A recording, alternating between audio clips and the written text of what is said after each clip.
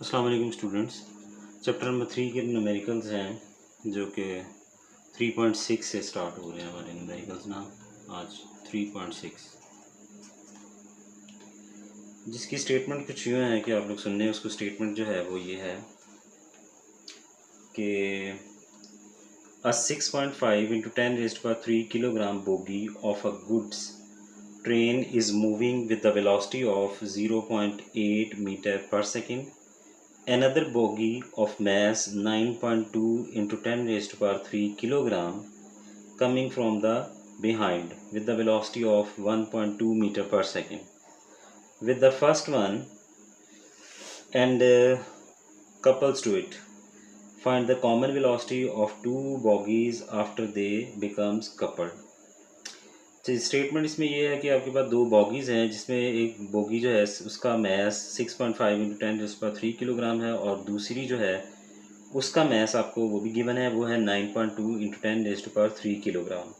अब जो bogie first bogie है वो 0.8 मीटर पर सेकंड की वेलोसिटी से मूव कर रही है और दूसरी जो बोगी है वो 1.2 मीटर की वेलोसिटी से मूव कर रही है। ठीक है जी। अब वो इस तरह है कि वो जो सेकंड वाली जो है वो फर्स्ट वाली के पीछे मूव कर रही है और वो कोलाइड करते हैं इस तरह के वो एक दूसरे से मिल जाते हैं। बिल्कुल जैसे समझ लें कि जैसे बोगीज़ या ट्रेन की बोगीज़ जो हैं वो अगर मूव कर रही हैं एक दूसरे से अटैच होके, तो जब वो अगर एक दूसरे से अटैच हैं तो उनकी जो वेलोसिटीज़ होंगी वो भी कॉमन वेलोसिटीज़ होंगी, सेम वेलोसिटीज़ होंगी। जैसे मिसाल के तौर पर इंजन के साथ जो भी बोगी अटैच है, बोगी नंबर 1, 2, 3, 4, 5 वो उसी सेम वेलोसिटी से मूव कर रही हैं जिस वेलोसिटी से इंजन मूव कर रहा है, क्योंकि वो उनको ड्रैग कर रहा है। तो जो वेलोसिटी इंजन की होगी वही वेलोसिटी जो है वो बाकी बोगीज़ की होगी। अब इसमें भी इसी तरह ही है कि जो दो बोगीज़ जो मूव कर रही हैं वो मूव करते हुए एक दूसरे से टकराती हैं और इस तरह टकराती हैं कि वो एक दूसरे से मिल जाती हैं। ठीक है, इन अ फॉर्म ऑफ कपल।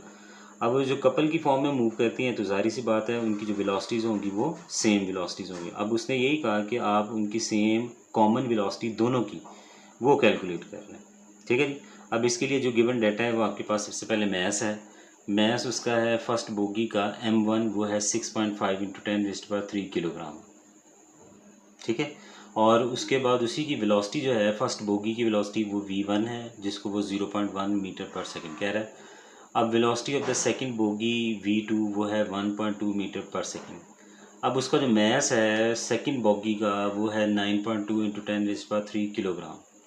अब यहाँ पे आप लोगों ने जो कैलकुलेट करनी है वो कॉमन वेलोसिटी कैलकुलेट करनी है, जिस कॉमन वेलोसिटी से दोनों बोगीज जो हैं वो मूव कर रही हैं। इट मीन्स के V1 is equals to V2 dash और V1 डैश के इक्वल वो वेलोसिटी जो है वो कॉमन वेलोसिटी V हो जाएगी। तो यहाँ पे अगर हमने इसकी कॉमन वेलोसिटीज़ कैलकुलेट करनी है तो यहाँ पे हम यूज़ करेंगे law of conservation of momentum, जिसमें M1 V1 plus M2 V2 is equals to M1 V1 dash और M2 V2 डैश। अच्छा, यहाँ पे ये जो V1 और V2 है ये इसकी इनिशियल वेलोसिटीज़ कंसीडर होंगी जो कि आपको गिवन है।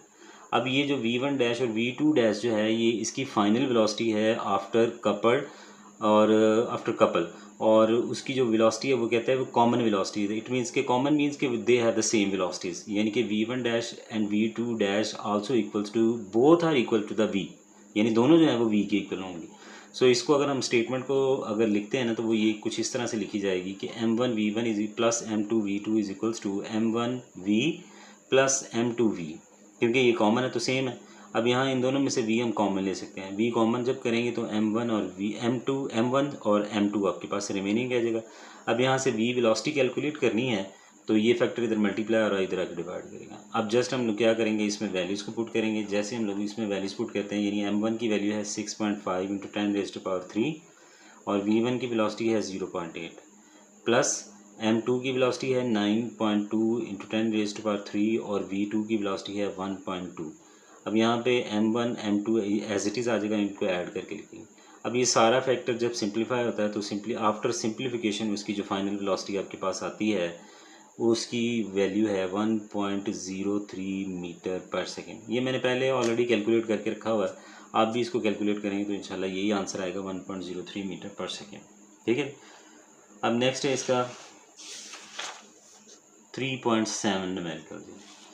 अब 3.7 न्यूमेरिकल की जो स्टेटमेंट है वो कुछ इस तरह से है कि आपके पास a cyclist weighing 55 kilogram rides a bicycle and of mass 5 kilogram. He starts from rest and applies a force of 90 Newton for 8 seconds. Then he continue at the constant speed for another 8 seconds, यानी कि for the next 8 seconds के लिए. Calculate the total distance traveled by the cyclist. अब यहाँ पे आपके पास जो है वो दो चीज़ें हैं, एक है साइकिलिस्ट है और एक उसकी बाईसाइकिल है, दोनों का वेट आपको गिवन है और वो बंदा जो है वो फोर्स लगा रहा है 90 न्यूटन की और इनिशियली वो कहता है कि वो एट रेस्ट है। एट रेस्ट होने की वजह से उसकी जो इनिशियल वेलोसिटी होगी वो ज़ीरो होगी और वो 8 सेकंड तक उसको फोर्स अप्लाई करता है और उसी सेम वेलोसिटी से दोबारा फिर वो मूव कर रहा है फॉर द 8 सेकंड। तो ये जो टू इंटरवल ऑफ टाइम्स हैं यानी T1 और T2, in two interval of times के अंदर जो इस साइकिलिस्ट ने साइकिल के साथ जो ट्रैवल किया है डिस्टेंस, वो डिस्टेंस टोटल डिस्टेंस कैलकुलेट हम लोगों ने करना है। ठीक है, समझ आई आपको? यानी कि हम लोगों ने क्या है स्टेटमेंट कि साइकिलिस्ट आपके पास है, उसका मैस है 50 किलोग्राम, उसकी जो बाईसाइकिल है उसका मैस है 5 किलोग्राम है। तो यहाँ पे जो टोटल सिस्टम का मैस है वो आपके पास आ जाएगा 60 किलोग्राम, यानी इन दोनों को ऐड करेंगे तो 55 + 50 = 60 किलोग्राम आ जाएगा। अब उस बाईसाइकिल पे जो फोर्स लगा रहा है वो आदमी, उसकी वैल्यू है 90 न्यूटन, फोर्स जो लग रही है वो 90 न्यूटन है और टाइम टू अप्लाइड फोर्स, यानी जिस टाइम तक वो फोर्स अप्लाई करता है साइकिल को चलाने के लिए वो टाइम है 8 सेकेंड। ठीक है ना? अब वो 8 सेकंड तक उसको पैडल करता है, फोर्स लगाता है, जिसकी वजह से उसमें जो वेलोसिटी प्रोड्यूस हो रही है वो भी होगी, जाहिर सी बात है। उस टाइम में जो उसने डिस्टेंस किया है वो कैलकुलेट करें और उसके बाद अगर वो उसी कांस्टेंट वेलोसिटी से मूव कर रही है नेक्स्ट फर्दर 5 सेकंड के लिए, तो वो दोनों टाइम इंटरवल के अंदर जितना वो डिस्टेंस टोटल कवर कर रहा है वो टोटल डिस्टेंस आप लोगों ने कैलकुलेट करना है। तो यहाँ पे उसने बताया कि इनिशियल वेलोसिटी सिस्टम की, इस बॉडी की क्या है, फाइनल इनिशियल वेलोसिटी इज़ 0। अब यहाँ पे हम लोगों ने टोटल डिस्टेंस कवर करना है। टोटल डिस्टेंस कवर करने के लिए सबसे पहले हम लोग यहाँ पे जो इक्वेशन यूज़ कर रहे हैं वो है आपके पास सेकंड इक्वेशन ऑफ मोशन, और ये फर्स्ट 8 सेकंड के लिए, यानी फर्स्ट जो इंटरवल ऑफ टाइम है उसके लिए जो हम उसका डिस्टेंस कैलकुलेट करेंगे, फिर सेकेंड टाइम इंटरवल के लिए कैलकुलेट करेंगे और दोनों को ऐड कर देंगे, आपके पास टोटल डिस्टेंस आ जाएगा इसका। ठीक है जी। अब उसको कैलकुलेट करने के लिए आपके पास इनिशियल वेलोसिटी की वैल्यू भी है, टाइम भी है, एक्सेलरेशन की वैल्यू आपको गिवन नहीं है। सबसे पहले एक्सेलरेशन की वैल्यू निकालेंगे, तो एक्सेलरेशन को कैलकुलेट करने के लिए हम लोग क्या यूज़ करेंगे, A=F/m। एफ की वैल्यू आपके पास 90 है और एम की वैल्यू आपके पास 60 है। इसको दोनों को सिंप्लीफाई करेंगे तो 1.5 मीटर पर सेकेंड आपके पास इस बॉडी का एक्सेलरेशन जो है वो फाइंड आउट हो जाएगा। अब इसमें हम लोग इसका डिस्टेंस कैलकुलेट करने के लिए for the time of interval 8 second वो हम यूज़ करेंगे यहाँ पे इसको अपना सेकंड इक्वेशन ऑफ मोशन में, यानी S1 आपके पास क्या थी, VI/T + ½ AT²। ये S1 आ जाएगा, VI की वैल्यू 0 है, टाइम आपके पास 8 सेकेंड्स है, प्लस 1/2 एज इट इज़ आ जाएगा। एक्सेलरेशन की वैल्यू अभी हमने कैलकुलेट किया 1.5 है और टाइम अगेन आपके पास 8 सेकेंड है और उसका स्केयर है तो यहाँ पे भी स्केयर आएगा। अच्छा, ये फैक्टर आपके पास 0 हो जाएगा क्योंकि इसकी वैल्यू जो है वो 0 से 8 मल्टीप्लाई होगा तो 0 आ जाएगा। अब इस फैक्टर को सारे को हम सिंप्लीफाई कर लेंगे, 1/2 एज इट इज़ है 1.5 और ये 8 का स्केयर 64। इन दोनों को सिंप्लीफाई किया तो ये आपके पास 1.5 × 32 आ जाएगा और इसको कैलकुलेट करेंगे तो ये 48 मीटर आ जाएगा, जो कि S1 कैलकुलेट होगा। ठीक है। अब यहाँ पे हम लोगों ने इसका सेकेंड डिस्टेंस कैलकुलेट करना है जो कि फर्दर उसने नेक्स्ट 8 सेकेंड के अंदर कवर किया है। तो now distance for next 8 second, उसके लिए सिंपली हम लोग जो है वो ये फार्मूला यूज़ कर लेंगे कि आपके पास जो है D2 = VF × T2, क्योंकि आफ्टर 8 सेकेंड उसकी जो वेलोसिटी कैलकुलेट होगी वो क्या होगी, फाइनल वेलोसिटी कैलकुलेट होगी।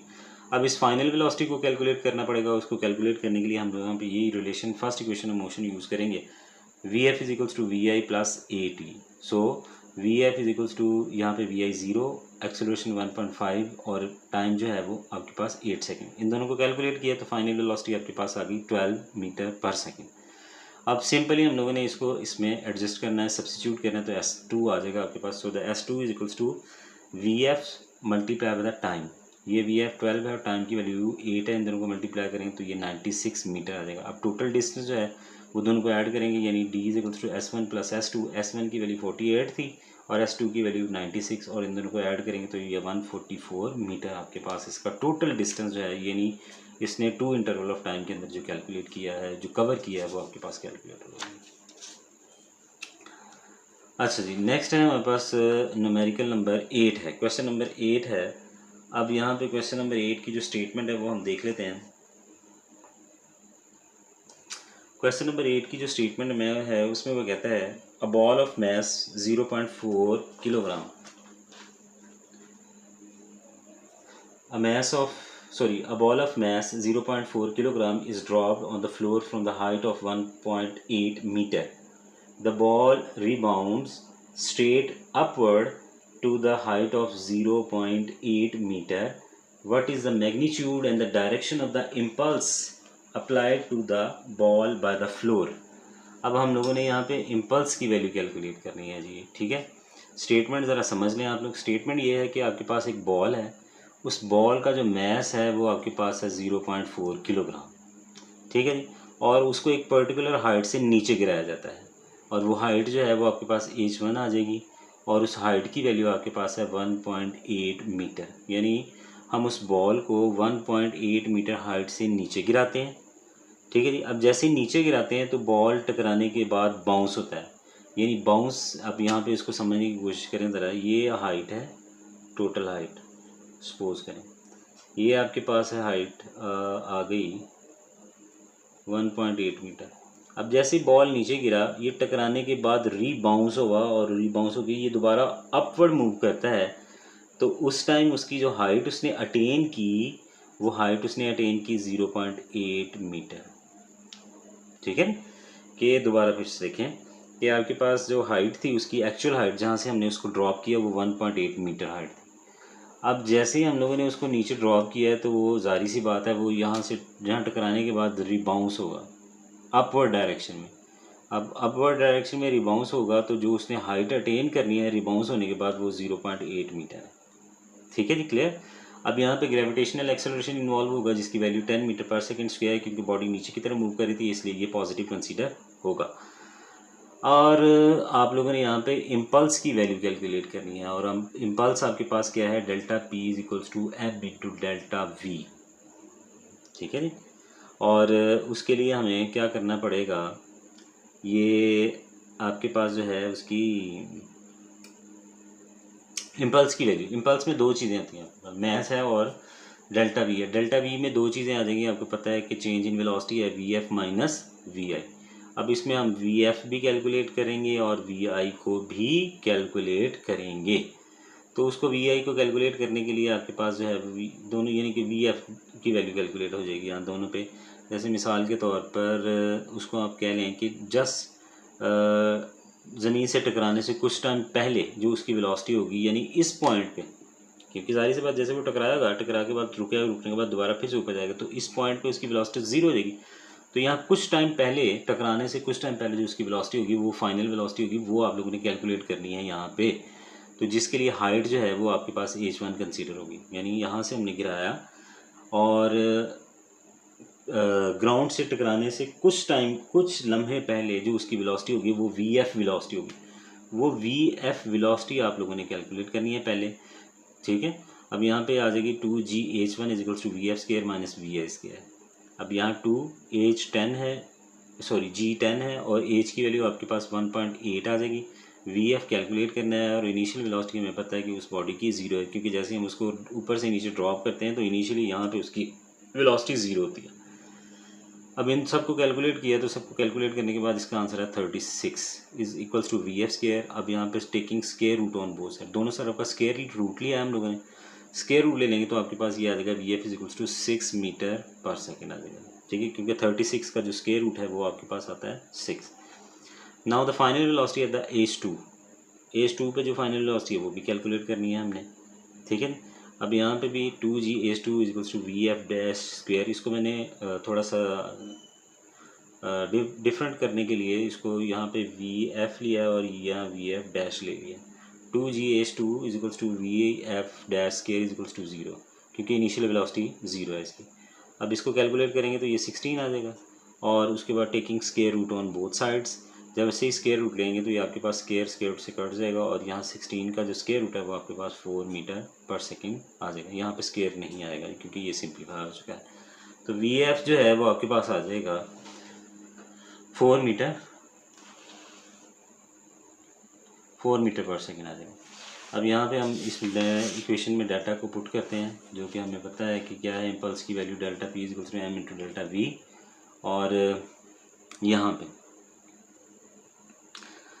अब यहाँ पे जो रिलेशन बनेगा वो कुछ इस तरह से है, M V F minus V F, ये V F dash final velocity हो जाएगी उस लिहाज से, और ये उसकी इनिशियल वेलोसिटी कंसीडर होगी, लेकिन है ये भी फाइनल ही है, ठीक है। अब यहाँ पे इन दोनों की डायरेक्शन क्या है, ऑपोजिट है, ठीक है ना, देखें ना, एक नीचे की तरफ है और एक ऊपर की तरफ है, दे हैव डिफरेंट डायरेक्शंस, इस वजह से उनमें जो वेलोसिटी होगी वो नेगेटिव वेलोसिटी होगी, ठीक है। अब माइनस माइनस प्लस हो जाएगा, V F dash plus V F आ जाएगा। मैथ उसका 0.4 है, और ये 4 निकली थी वैल्यू, और इसकी वैल्यू जो थी वो 6, इन दोनों को ऐड करके इससे मल्टीप्लाई करेंगे तो ये आपके पास 4 न्यूटन सेकंड आ जाएगा आपके पास इम्पल्स की वैल्यू जी, ये जी, ठीक है।